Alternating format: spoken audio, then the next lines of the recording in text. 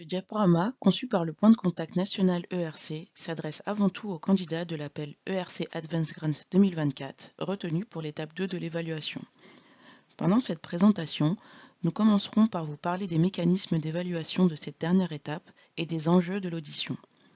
La deuxième partie de la présentation vous présentera des conseils de préparation. À noter, le webinaire du 17 janvier sera axé sur des retours d'expérience d'un membre de panel et de lauréats et sur les questions de l'auditoire. Vous pourrez vous inscrire à partir de la page web où se trouve cet enregistrement.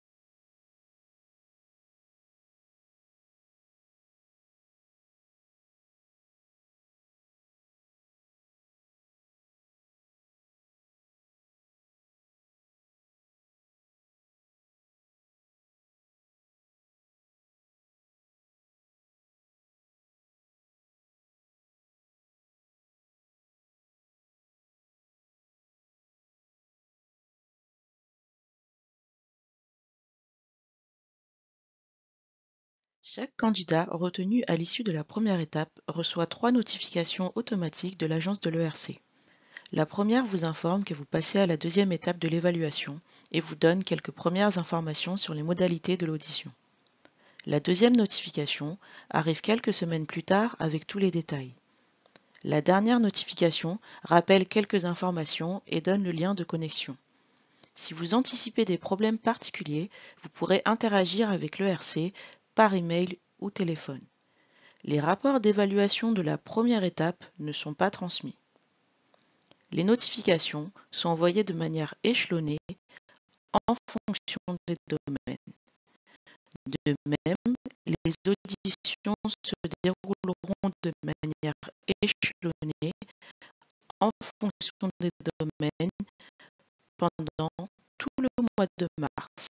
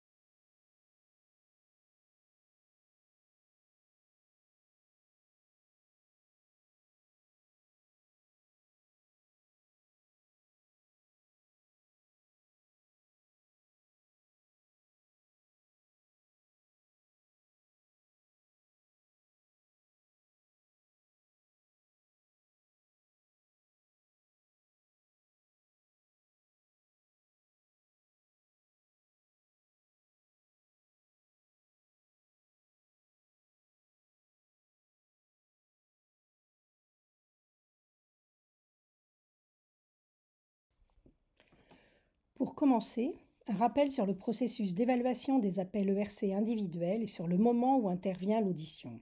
Pour un candidat qui a atteint ce stade, bravo, c'est qu'il a déjà passé avec succès la phase préalable de vérification d'éligibilité, qui n'est qu'administrative, mais surtout la première étape d'évaluation. La partie B1 de son dossier, c'est-à-dire à la fois le résumé en 5 pages de son projet, mais aussi les éléments du CV et du track record, ont donc été évalués positivement par les membres du panel chargés d'assurer la première phase de sélection. Au cours de la deuxième étape, c'est à nouveau devant le panel que se fera l'audition, et le panel disposera à ce stade de la totalité du projet scientifique, c'est-à-dire des parties B1 et B2, mais aussi des rapports d'évaluation établis par des experts extérieurs et par quelques membres du panel, lecteurs du projet. Comme à l'étape 1, le panel joue donc un rôle central dans la sélection et il est important de rappeler ici ce que recouvre cette notion. Lors de la soumission d'un projet ERC, le terme de panel fait référence aux 28 secteurs thématiques définis par l'ERC parmi l'ensemble des domaines scientifiques. En cours d'évaluation, il s'agit plutôt de 28 comités associés à ces secteurs thématiques et chargés de la sélection des projets. Chacun de ces comités est constitué d'environ 16 à 18 membres, dont un président de panel, et tous ces membres sont des scientifiques.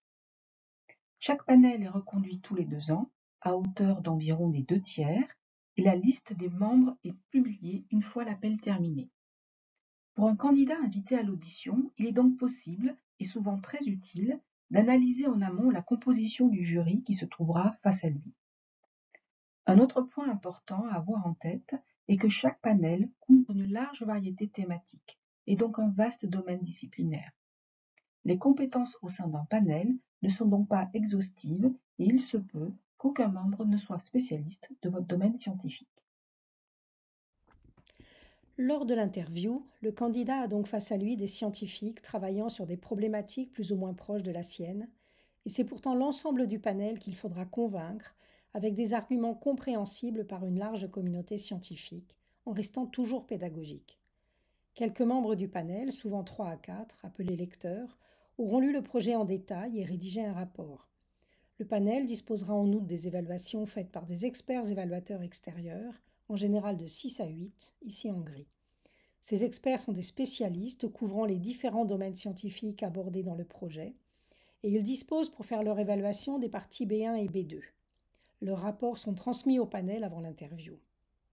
Ces experts ne sont pas présents lors de l'audition et n'interviennent pas dans la sélection. Avant l'oral et pour chaque projet, un rapporteur est désigné parmi les membres du panel pour analyser les rapports. C'est souvent lui, ou le président de panel, qui intervient le premier lors des questions pour soulever les principaux points ou interrogations relevés par les experts.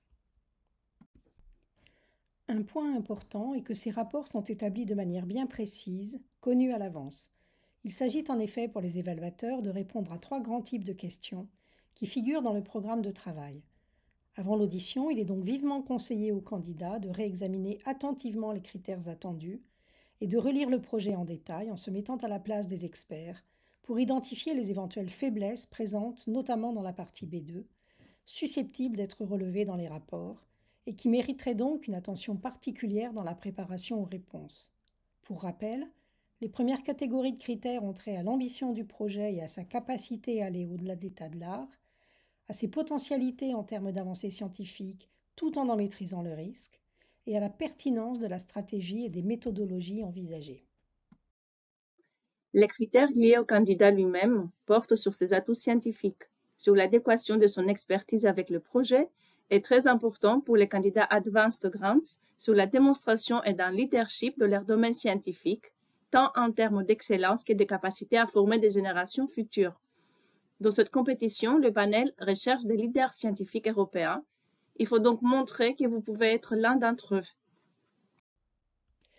Avant de détailler le contenu de l'audition, un bref résumé des éléments clés précédents qu'il est important d'avoir bien intégrés lors de l'intervention. Premièrement, le candidat a donc face à lui l'ensemble du panel, soit une grosse quinzaine de personnes, mais seuls quelques membres ont lu le projet en détail, d'où un besoin de grande clarté et de pédagogie. Il ne faut pas non plus se laisser déstabiliser par d'éventuelles questions très générales qui seraient posées par des membres de panel n'ayant pas lu le projet et intervenant sur la seule base de la présentation. Deuxièmement, le panel aura reçu en amont les rapports des experts extérieurs et les premières questions, souvent très précises d'un point de vue scientifique ou technique, seront probablement issues de ces rapports. Dans la réponse, il faut montrer une bonne maîtrise du problème, mais sans rentrer dans des détails qui pourraient s'avérer contre-productifs face à un jury non nécessairement spécialiste du domaine. Ne pas oublier que c'est le panel qu'il faut convaincre, puisque c'est lui qui décide du classement final. Troisièmement, et très important, c'est la première fois que la partie B2 est évaluée. Elle peut donc contenir des faiblesses non encore relevées jusqu'ici, mais qui peuvent avoir fait l'objet de fortes interrogations de la part des experts, et il est donc capital de bien relire, et si possible de faire relire cette partie, pour préparer des réponses adaptées, à même de lever les doutes. Pour finir, il faut savoir que le classement est remis à 0 entre les étapes 1 et 2. Il s'agit donc d'une nouvelle évaluation, dans laquelle l'analyse détaillée du projet scientifique, décrite dans la partie B2, prend une large place. Les modalités de l'oral varient par ailleurs d'un panel à l'autre, comme cela est par exemple illustré ici pour 2 panels distincts, avec des durées de présentation et de sessions questions-réponses différentes, mais aussi des modalités en termes d'autorisation ou non des animations durant la présentation. Dans certains panels, le nombre de transparents est aussi limité. Il est donc important de lire avec attention les consignes définies dans la convocation. Ces consignes sont strictes et doivent être parfaitement respectées. Notamment, il ne faut en aucun cas être trop long dans l'exposé. Vous seriez sinon interrompu sans pouvoir finir ce que vous étiez en train de dire. Depuis la crise sanitaire, le Conseil scientifique de l'ERC a décidé que tous les entretiens avec les candidats aux appels individuels se feront désormais en distanciel, en même temps que les membres du panel seront présents à Bruxelles. L'agence exécutive de l'ERC qui gère les auditions demande aux candidats de faire la présentation de transparents depuis leur propre ordinateur. Si vos transparents ne contiennent pas d'animation, préférez un format PDF, souvent plus sûr qu'une version PowerPoint. Il faut d'ailleurs prévoir une version PDF de la présentation au cas où vous rencontreriez des difficultés techniques les jours de l'interview. Vu l'enjeu, cela mérite de se préparer sans hésiter à se faire aider. Ne pas oublier cependant qu'il est interdit de contacter à cet stade les experts impliqués dans l'évaluation. Cela est clairement indiqué dans la convocation. L'idéal est de s'entraîner dans des conditions les plus proches possibles de celles de l'audition, et ce, à la fois devant des spécialistes, qui pourront mettre le doigt sur d'éventuels écueils scientifiques sur lesquels travailler avant l'oral, mais aussi devant des non-spécialistes, représentatifs des membres de panel, ayant donc des compétences complémentaires sur une large palette. Le challenge est donc de démontrer la qualité scientifique du projet et votre capacité à le porter, tout en sachant convaincre un large public de son intérêt. D'un point de vue technique, et dans la mesure où l'intervention a lieu en distanciel, il est impératif de se placer dans les meilleures conditions possibles, ce qui implique d'utiliser un outil informatique fiable, de bien tester au préalable son micro, de s'entraîner à parler en regardant la caméra et de s'assurer de la stabilité de la connexion Internet utilisée. Un travers fréquent à éviter en distanciel est d'être tenté de lire son texte, ce qui n'est jamais bon car cela enlève de la spontanéité. Pour préparer les candidats, de nombreuses institutions d'accueil proposent dorénavant des oraux blancs. N'hésitez pas à les contacter si vous ne l'avez pas encore fait. Quelques conseils de bon sens maintenant relatifs à l'exposé oral. L'idéal est de raconter une histoire avec pédagogie et de manière à maintenir l'attention de l'ensemble de l'auditoire du début à la fin. Il faut savoir capter et maintenir l'intérêt avec un déroulé fluide et clair, des messages simples mais marquants, un visuel adapté qu'il ne faut pas trop charger, et ceci tout en parlant de science puisque c'est ce qui est attendu d'un projet ERC. Une clé de la réussite est de savoir faire passer son enthousiasme et sa passion sur des bases qui doivent toujours rester solides scientifiquement et bien argumentées.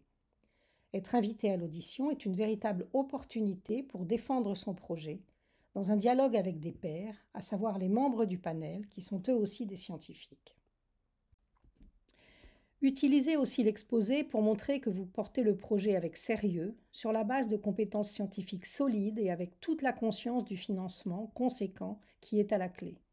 Ne pas se perdre dans des détails inutiles, mais aller au contraire à l'essentiel, de manière posée, pour tenir confortablement dans le temps imparti, tout en étant en mesure d'aborder les principaux éléments clés du projet. Parler avec calme et distinctement, et ne pas oublier que ce n'est pas la maîtrise de la langue anglaise qui est jugée, mais bien la qualité du projet.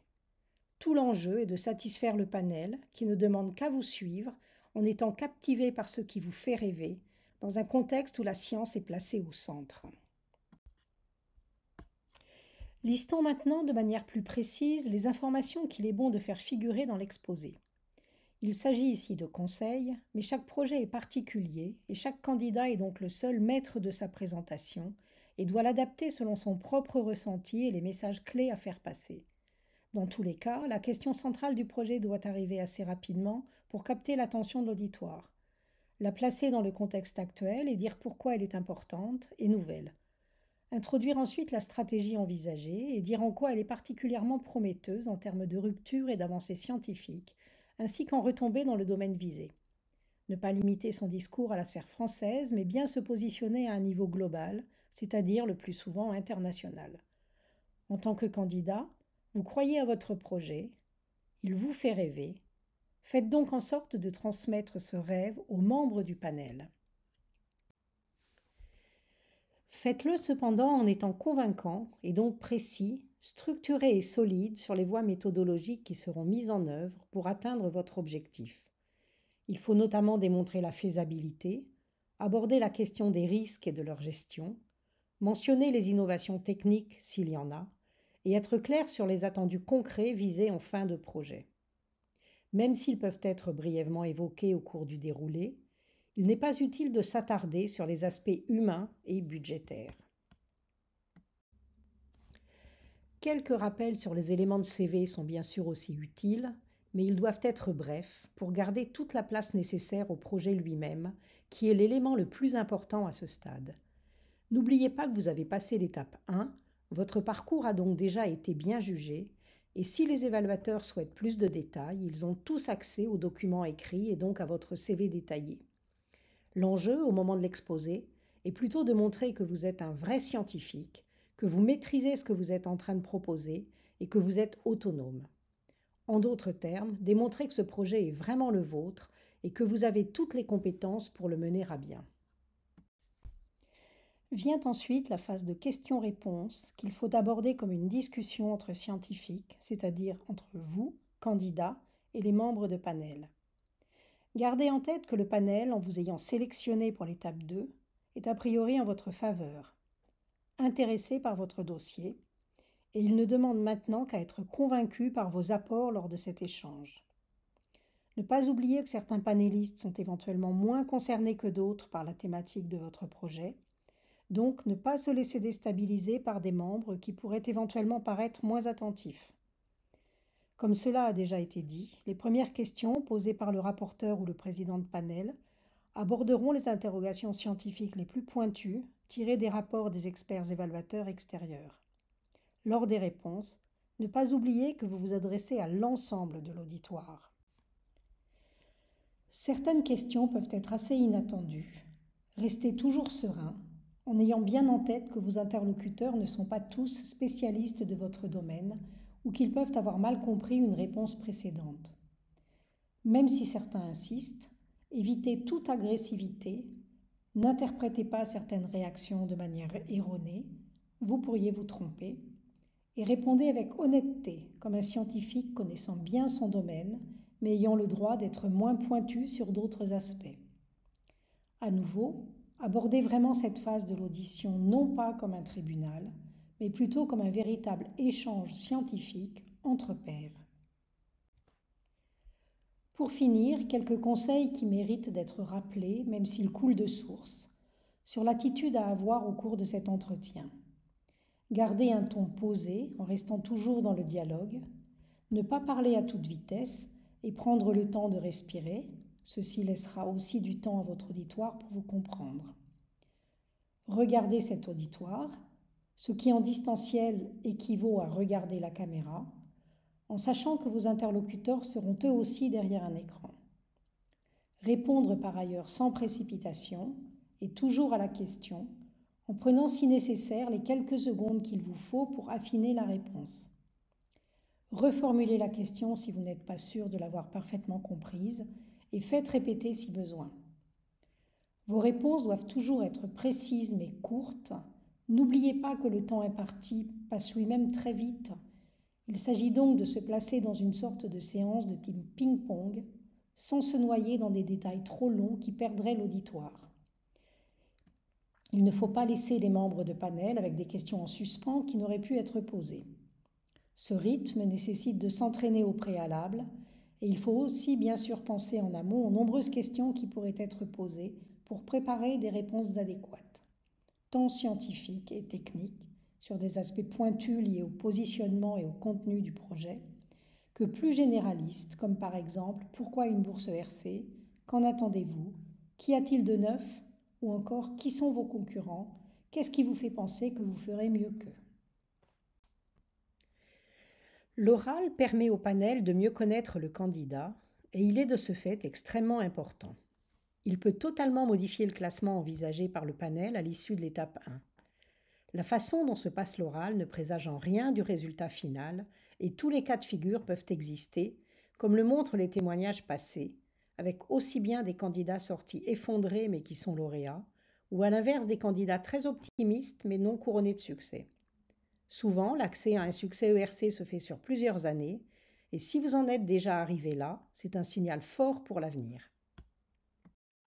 Avant de conclure, une donnée importante pour tous ceux qui passent l'audition, à savoir le taux de succès moyen aux différentes étapes des appels ERC Advanced Grant.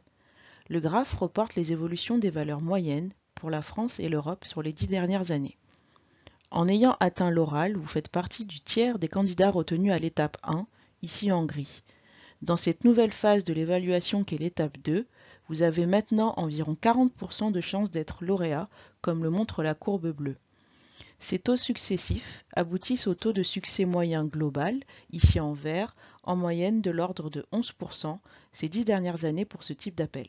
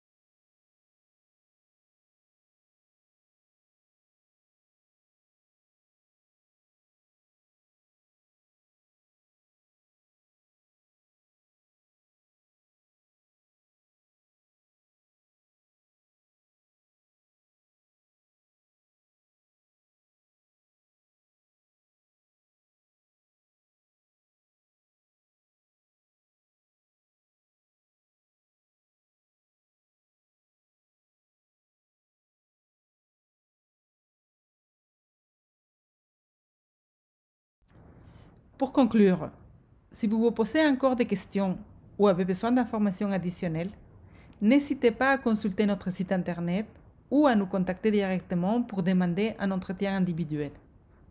Nous, le point de contact national ERC, nous sommes là pour vous aider.